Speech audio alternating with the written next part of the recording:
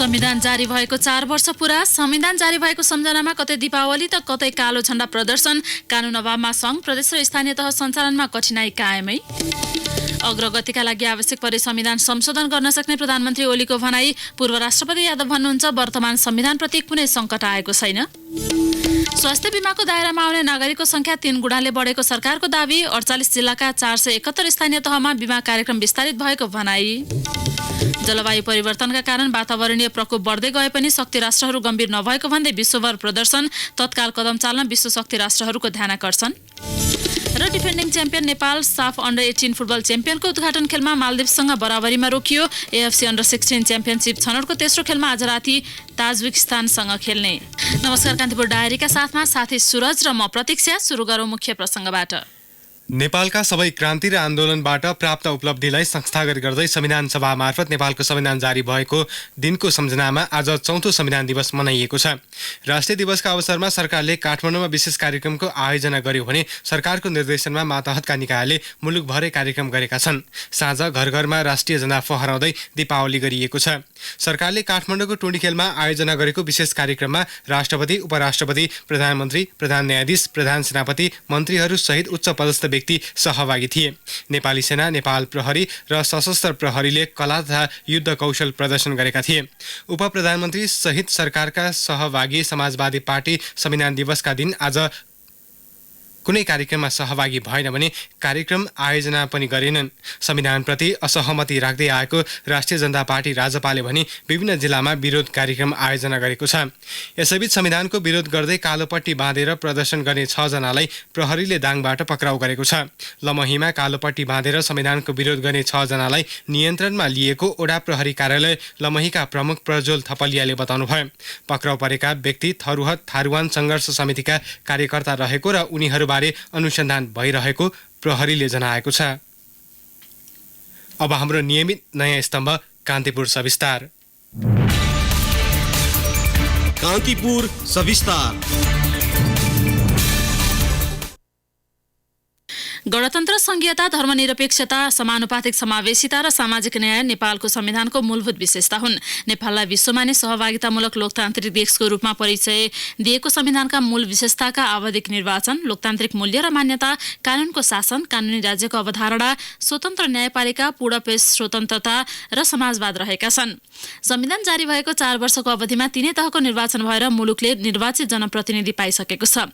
यद्यपि सङ्घ, प्रदेश र स्थानीय तह सञ्चालनका निम्ति कैयौं कानून अभावमा पनि कार्य सञ्चालनमा रहेका उल्झन समाधानको चुनौती कायमै छ। भ्रष्टाचार नियन्त्रण, व्यथिति, विकास निर्माणका कार्य अघि बढाउनु, विदेशी लगानी मुलुक भित्राउनु सरकारका चुनौती हुन्। नेपालमा 70 वर्षको अन्तरालमा 7वटा संविधान जारी भए। जहानिया राणा शासन जसलाई समाप्त पार्न संविधान सभाबाट जनताका हातले आफैले संविधान लेख्न भनेर आन्दोलन सुरु भयो। निरङ्कुश पञ्चायतकाल, राजा सहितको बहुदलीय व्यवस्था र गणतन्त्रात्मक शासन व्यवस्था समेत गरी 4वटा शासन व्यवस्थामा 5वटा संविधान जारी भए। बाँकी 2वटा संविधान संक्रमणकालको व्यवस्थापन गर्न जारी भएको थियो। 2004 सालमा तत्कालीन राणा प्रधानमन्त्री पद्म शमशेरले नेपालको पहिलो लिखित संविधान नेपाल सरकारको वैधानिक कानून 2004 जारी गरेका थिए। मुलुकको प्रमुख सेनापति समेतको हैसियतमा जारी गरेको पहिलो लिखित संविधानले तत्कालीन समयमा मुलुकभित्र बढेको असन्तोष व्यवस्थापन र राणा शासनलाई वैधानिक निरन्तरता दिने उद्देश्य राखिएको थियो, जसमा 6 भाग 68 धारा र 1 अनुसूची थिए। शासन अधिकार श्री 3 मा रहने व्यवस्था थियो। यो वैधानिक कानून जारी भयो तर लागू भएन। यसले राणा शासनलाई पनि टिकाउन सकेन। 2007 साल फागुन 7 मा प्रजातन्त्र आएपछि तत्कालीन राजा त्रिभुवनले चैत 29 गते नेपालको अन्तरिम शासन संविधान 2007 घोषणा गरे। पद्म शमशेरले जारी गरेको संविधान कार्यान्वयन नभएकाले राजा त्रिभुवनले जारी गरेको संविधानलाई पहिलो संविधान मान्नेहरू पनि छन्। 8 वर्षसम्म बहाल रहँदा यो विधान 7 पटक संशोधन भयो। संविधान सभाबाट संविधान बनाउने भनिए पनि संविधान सभाको निर्वाचन हुन सकेन। 7 भाग 73 धारा 1 अनुसूची रहेको यो संविधानले राणा शासनको अन्त्य गर्दै राणाहरूमा भएको अधिकारलाई शाहहरूमा ल्याउने काम गर्यो। यो अन्तरिम विधान पनि 8 वर्ष मात्र टिक्यो। भगवती प्रसाद सिंहको अध्यक्षतामा गठित समितिले पेश गरेको मस्यौदालाई अन्तिम रूप दिई 2015 फागुन 1 गते तत्कालीन राजा महेन्द्रले नेपाल अधिराज्यको संविधान 2015 जारी गरे।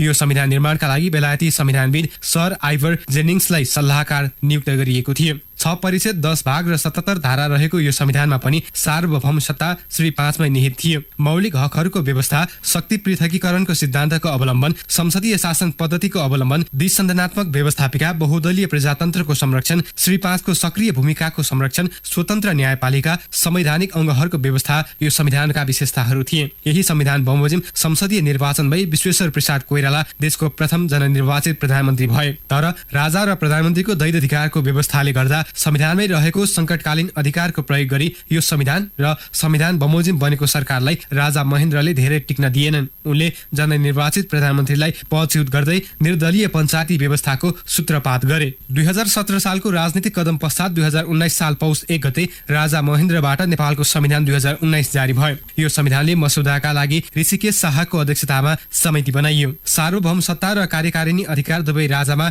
निहित गरिएको यो संविधानले एकतन्त्रीय पञ्चायती व्यवस्था र सक्रिय राजतन्त्रको व्यवस्था गर्यो। दलविहीन पञ्चायती व्यवस्था, बालिग मताधिकार, बन्देजपूर्ण मौलिक हक र कर्तव्य, पञ्चायत प्रणालीको व्यवस्था, मन्त्री परिषद, एक सदनात्मक राष्ट्रिय पञ्चायतको व्यवस्था, न्यायपालिका, संवैधानिक अङ्गहरूको व्यवस्था यो संविधानले पनि गरेको थियो। नेपालको इतिहासमा यो संविधान हालसम्मको लामो समय 27 वर्ष चलेको संविधान हो। पञ्चायती व्यवस्थाको सूत्रपातसँगै समय समयमा भएका राजनीतिक विद्रोह र 2046 सालको जनआन्दोलनको परिणाम स्वरूप नेपालमा पुनः बहुदलीय व्यवस्थाको पुनर्स्थापना भयो। विश्वनाथ उपाध्यायको अध्यक्षतामा गठित मसौदा समितिबाट बुझाएको संविधानमा हेरफेर गरी तत्कालीन राजा वीरेन्द्रले 2047 साल कार्तिक 23 गते नेपाल अधिराज्यको संविधान 2047 जारी गरे। मानव अधिकार, बालिग मताधिकार, संसदीय व्यवस्था, संवैधानिक राजतन्त्र, बहुदलीय प्रजातन्त्र, स्वतन्त्र र सक्षम न्यायपालिका, कानूनी राज्यको अवधारणा जस्ता आधुनिक संविधानका धेरै कुराहरूलाई आत्मसात गरिएको यो संविधानलाई विश्वकै उत्कृष्ट संविधान भनी दावी गरिएको थियो। तत्कालीन माओवादीको 10 वर्षे सशस्त्र द्वन्द्व 2062-63 मा भएको जनआन्दोलनका बलमा नेपालमा राजतन्त्रको अन्त्य भयो। सोही आन्दोलनको बलमा पुनः स्थापित प्रतिनिधि सभाद्वारा 2063 माघ 1 गते सर्वोच्च अदालतका पूर्व न्यायाधीश लक्ष्मण प्रसाद अर्यालको अध्यक्षतामा गठन भएको समितिले दिएको मस्यौदालाई अन्तिम रूप दिई नेपालको अन्तरिम संविधान 2063 जारी भयो। सार्वभौम सत्ता, नेपाली जनतामा निहित धर्मनिरपेक्षता, मौलिक हकहरूको व्यवस्था, राजतन्त्रको विदाई, लोकतान्त्रिक गणतन्त्रको स्थापना, राष्ट्रपतिको व्यवस्था, राष्ट्रिय मानव अधिकार आयोगलाई संवैधानिक हैसियत प्रदान, संविधान सभाको निर्वाचन र संविधान निर्माण सम्बन्धी व्यवस्था, सशस्त्र द्वन्द्वको सम्बोधन यो संविधानका मूलभूत विशेषता थिए। अन्तरिम व्यवस्थाको लागि जारी भए तापनि यो संविधान पूर्ण संविधान झैं थियो। 2072 सालमा जारी भएको अहिलेको नेपालको संविधान जनताका प्रतिनिधिहरूबाट जारी भएको पहिलो संविधान हो। यसअघिका संविधान श्री 3, श्री 5 र दलहरूले जारी गरेका थिए। त्यसैले ती संविधान कुनै न कुनै रूपमा कुनै न कुनै शक्तिका उपहार जस्तै थिए। वर्तमान संविधान नै जनताले अधिकारको रूपमा प्राप्त गरेको पहिलो संविधान हो। रेडियो कान्तिपुरका लागि सूरज राज थला। कान्तिपुर सविस्तार।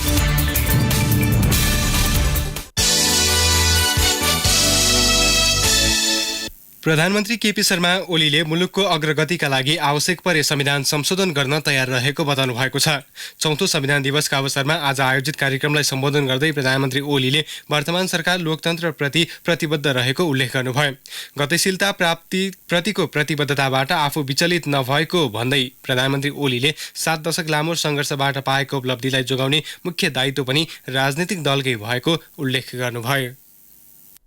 गएको वर्ष राष्ट्रिय दिवसको अवसरमा मैले आजको दिनलाई आधुनिक नेपालको इतिहासको महत्त्वपूर्ण बेन्चमार्क भनेको थिएँ। संविधानका धारा र दफाहरूका बारेमा चर्चा गरेको थिएँ। संविधान प्राप्तिका लागि हामीले लडेको 7 दशक लामो सङ्घर्ष र सफलतालाई संक्षेपमा उल्लेख गरेको थिएँ र लोकतन्त्र तथा लोकतान्त्रिक प्रणाली प्रतिको निष्ठा, गतिशीलता प्रतिको प्रतिबद्धता व्यक्त गरेको थिएँ। संविधानको कुन भाग, धारा वा दफामा के कति अधिकार रह्यो वा रहेन जस्ता विषयमा अल्झिने भन्दा जुन बेला जे मिल्दैन, जुन अग्रगतिका लागि तगारो बन्छ, त्यसलाई त्यही बेला विधिसम्मत ढङ्गले मिलाउँदै सच्याउँदै अघि बढ्न सकिन्छ। संविधान दिवसले औपचारिकता निभाउने मात्रै नभई सारा नेपालीलाई उत्सवका रूपमा मनाउने दिवसका रूपमा अघि बढाउनु पर्ने प्रधानमन्त्री ओलीको भनाइ थियो। यस दिवसले औपचारिकता निभाउने मात्र होइन, सारा नेपाली मनमा उत्सवको भावना सिर्जना गर्नुपर्दछ। त्यस्तो दिवस जसको प्रतीक्षामा हामी नेपाली 7 दशकदेखि सङ्घर्षरत थियौँ। त्यस्तो दिवस जसले नेपाली जनसङ्ख्याको सयौं थुङ्गा फुलहरूलाई एउटै मालामा उनी विविधतामा रहेको एकताको सन्देश प्रवाह गरेको थियो। हामी नेपालीहरूको राष्ट्रिय दिवस हो, चाडबाडको रूपमा सबैभन्दा ठुलो चाड हो। 3वटै तहमा क्रियाशील हाम्रा 761 सरकारहरूको सक्रियतामा सिङ्गो मुलुकभरि नै मनाइँदै गरेको एकता दिवस हो। विकास र समृद्धिलाई मूल उद्देश्य बनाएर सरकार अघि बढेको भन्दै प्रधानमन्त्री ओलीले आफूले गरेका वाचा पूरा गरेर छाड्ने प्रतिबद्धता व्यक्त गर्नुभयो। मैले मृत्युलाई नजिकैबाट देखेको। जनबोलीमा भन्नुपर्दा पटक पटक मरेर बाँचेको छु। म जस्तै मेरो टिममा रहेका धेरै साथीहरू यस्तै नाफाको जिन्दगी बाँचिरहनु भएको छ। मैले आफैसँग पटक पटक प्रश्न गर्ने गरेको छु। आधा शताब्दी अघि कलिलै उमेरमा आफ्ना दौतरीहरूसँगै घरबार छोडेर हिँडेको केका लागि र जवाफ पाउने गरेको छु मुलुक बनाउनका लागि, तपाईँ हाम्रा साझा सपना पूरा गर्नका लागि। यी सबै सङ्घर्षहरूमा मेरो संलग्नता कुनै दिन प्रधानमन्त्री पदको विज्ञापन खुल्ला र निवेदन गरौँला भनेर किमार्थ थिए। राष्ट्रिय दिवसको यस अवसरमा म फेरि प्रतिबद्धता जाहेर गर्छु। मुलुकले काँचुली फेर्छ, हाम्रा सपनाहरू पूरा हुन्छन्। यस अभियानको नेतृत्वमा अहिले म छु। कान्तिपुर डायरीमा अब ब्रेकको पालो। ब्रेकपछि कान्तिपुर डायरीमा अब बाँकी प्रसङ्ग। पूर्व राष्ट्रपति रामवरण यादवले वर्तमान संविधानप्रति कुनै सङ्कट नआएको बताउनु भएको छ। संविधानप्रति केही असन्तुष्टिहरू रहे पनि यसको कार्यान्वयनमा कुनै सङ्कट नरहेको यादवको भनाइ छ। रेडियो कान्तिपुरसँग कुराकानी गर्दै पूर्व राष्ट्रपति यादवले राजनीतिक असहमति, राजनीतिक र संवैधानिक असहमति संवैधानिक तवरले अन्त्य गर्नुपर्ने बताउनुभयो। सत्ता र प्रतिपक्षमा संविधान निर्माण गर्ने मुख्य शक्ति नै रहेकाले यसको कार्यान्वयनमा पनि यिनै शक्ति जिम्मेवार हुने उहाँको जिकिर थियो।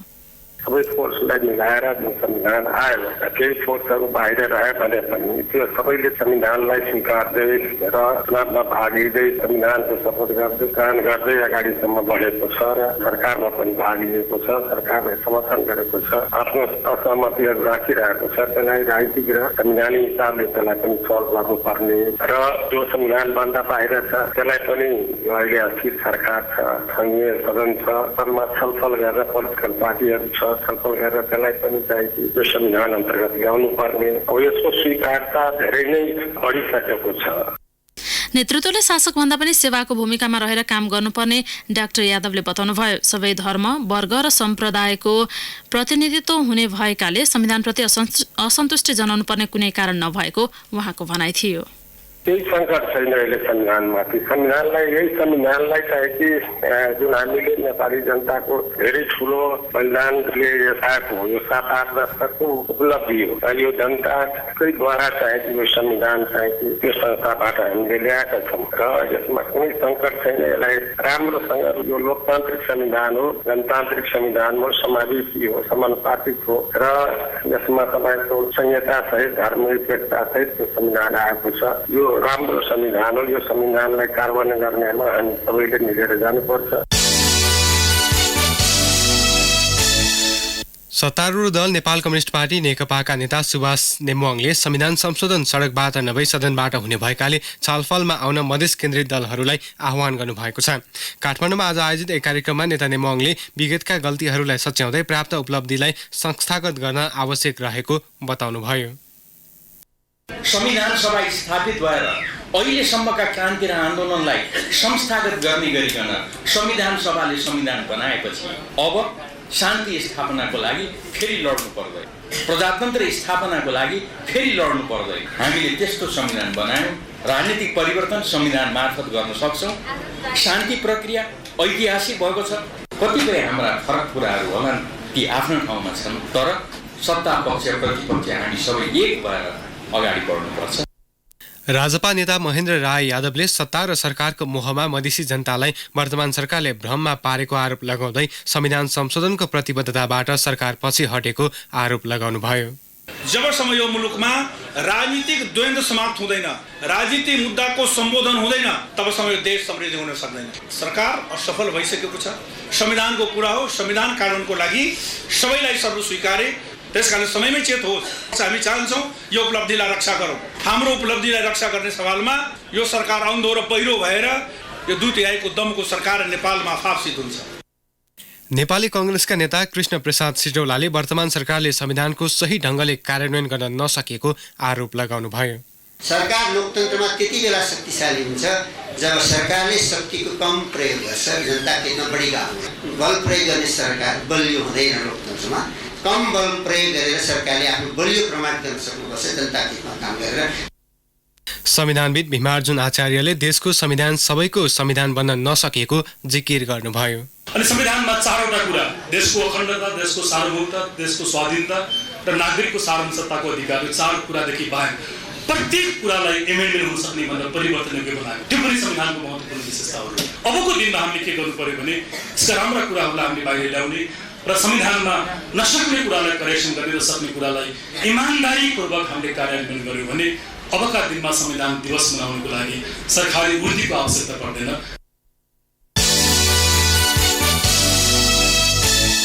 वर्तमान मन्त्रीमण्डल गठन भएता स्वास्थ्य बीमाको दायरामा आउने नागरिकको संख्या 3 गुणाले बढेको दावी सरकारले गरेको छ। संविधान दिवसका अवसरमा काठमाडौँको टुडीखेलमा आयोजित कार्यक्रममा प्रधानमन्त्री केपी शर्मा ओलीले विगतमा 7,84,000 परिवार संख्यामा रहेका बीमितहरूको संख्या 21,95,388 पुगेको बताउनुभयो। अघिल्लो आर्थिक वर्षको माघ मसान्तसम्म 25 जिल्लाका 229 स्थानीय तहमा सञ्चालन भएको बीमा कार्यक्रम हाल 48 जिल्लाका 471 स्थानीय तहमा विस्तारित भएको उहाँले बताउनुभयो। यस्तै विद्यालय जाने उमेर समूहका सबै बालबालिका विद्यालयमा भर्ना भएको स्थानीय तहको संख्या 127 पुगेको प्रधानमन्त्री ओलीले जानकारी दिनुभयो। उहाँका अनुसार यस वर्ष विद्यालय जाने उमेर समूहका बालबालिका मध्ये थप 3 लाखलाई विद्यालय भर्ना गरिएको छ र कक्षा 1 देखि 10 सम्मका सबै 56,38,000 बालबालिकालाई शैक्षिक वर्षको सुरुमै पाठ्यपुस्तक उपलब्ध गराइएको छ। वर्तमान सरकार गठन भएपछि पूरा साक्षर जिल्ला घोषित भएकाको संख्या 8ले बढेर 51 भएको प्रधानमन्त्री ओलीले बताउनुभयो। यो अवधिमा सरकारले थप 1,000 माध्यमिक विद्यालयमा पुस्तकालय स्थापना गरेको छ।